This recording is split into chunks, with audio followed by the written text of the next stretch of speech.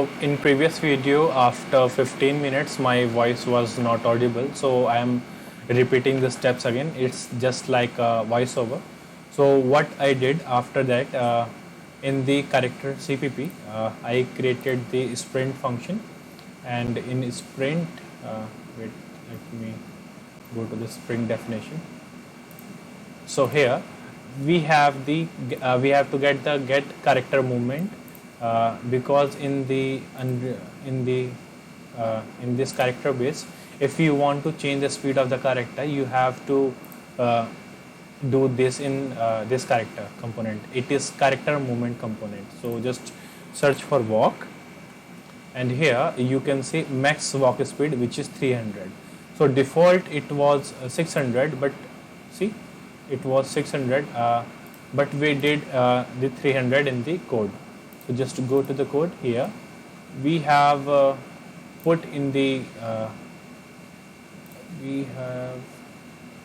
see, here we have set the max walk speed as 300, and after that, in this sprint function, we just got this component. This is the this is the function call for that component in C++ class.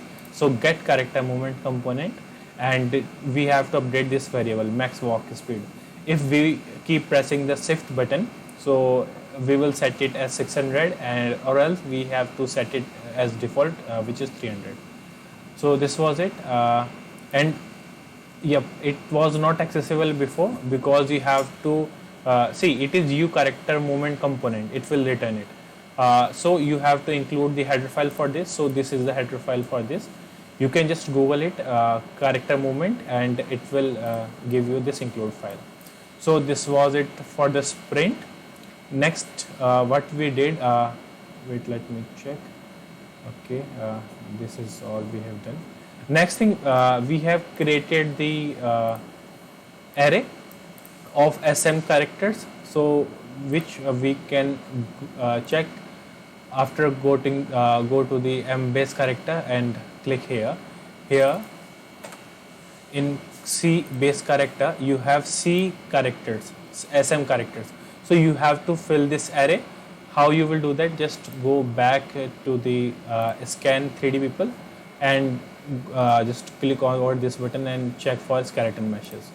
If you will if you will click this button, these all will become, this skeleton mesh will become here. It will come here.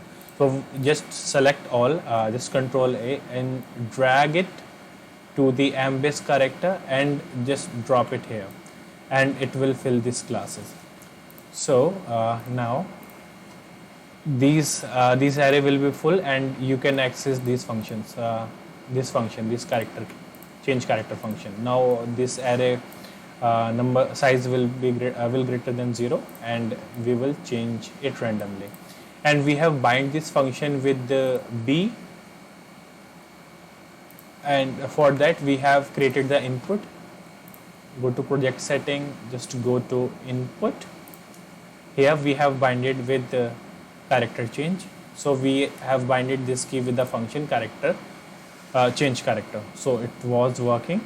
Next, what we did, yep, there was a bug in which when we try to hit the character after he had died, so he was becoming stand. He was standing again and again.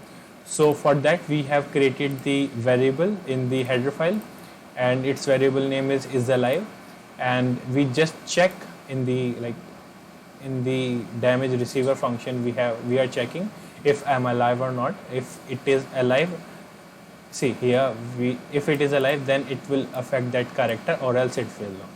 So this was the overview. So I guess you should have got the information correct. If you still have some problem, then you can comment me below. Okay, thank you.